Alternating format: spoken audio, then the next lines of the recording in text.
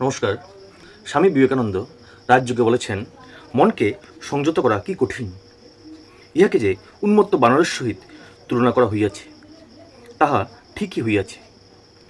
এক বানর ছিল, স্বভাবতই চঞ্চল, যেমন সব বানর হইয়া থাকে।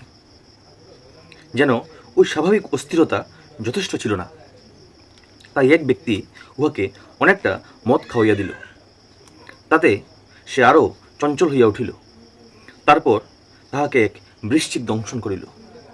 তোমরা অবশ্যই জানো, কাহাকেও বৃশ্চিক দংশন করিলে সে সারাদিনই চারিদিকে কেবল ছটফট করিয়া বেড়ায়।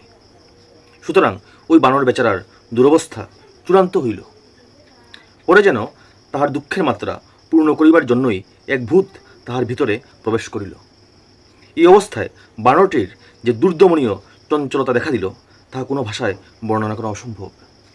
মনুষ্য মন ওই বানরের তুল্য, স্বভাবতই অবিরত ক্রিয়াশীল। আবার বাসনারূপ মদিরাপানে মত্ত হইলে উহার অস্থিরতা বৃদ্ধি পায়। যখন বাসনা আসিয়া মনকে অধিকার করে, তখন অপরের সফলতা দর্শনে ঈর্ষারূপ বৃশ্চিক তাহাকে দংশন করিতে থাকে। শেষে আবার যখন অহংকাররূপ পিশাচ তাহার ভিতর প্রবেশ করে, তখন সে নিজেকেই বড় বলিয়া মনে করে। এইরূপ মনকে সংযত করা কি কঠিন। অতএব মনঃসংযমের প্রথম সোপান কিছুক্ষণের জন্য চুপ করিয়া বসিয়া থাকা ও মনকে নিজের ভাবে চলিতে দেওয়া। মন সদা চঞ্চল, উহা সেই বানরের মতো সর্বদা লাফাইতেছে।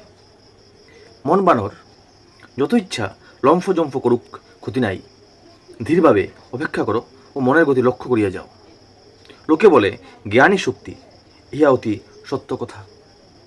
যতক্ষণ না জানিতে পারিবে মন কি করিতেছে, ততক্ষণ উহাকে সংযত করিতে পারিবে না। উহাকে যথেচ্ছ বিচরণ করিতে দাও। অনেক বিভৎস চিন্তা হয়তো মনে উঠিবে। তোমার মনে এত অসৎ চিন্তা আসিতে পারে, ভাবিয়া তুমি আশ্চর্য হইয়া যাইবে। কিন্তু দেখিবে মনের এই সকল খেয়াল প্রতিদিনই কিছু কিছু করিয়া কমিয়া আসিতেছে।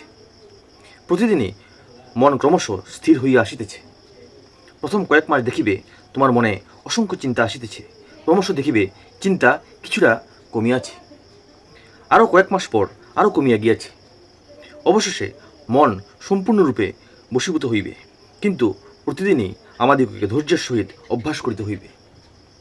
যতক্ষণ ইঞ্জিনের ভিতর বাষ্প থাকিবে, ততক্ষণ উহা চলিবেই চলিবে।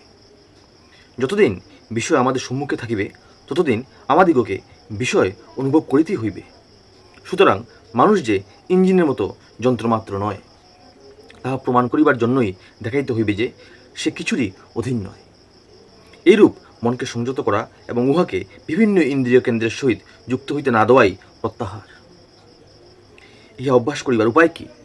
ইহা খুব কঠিন কাজ, একদিনে হইবার নয়।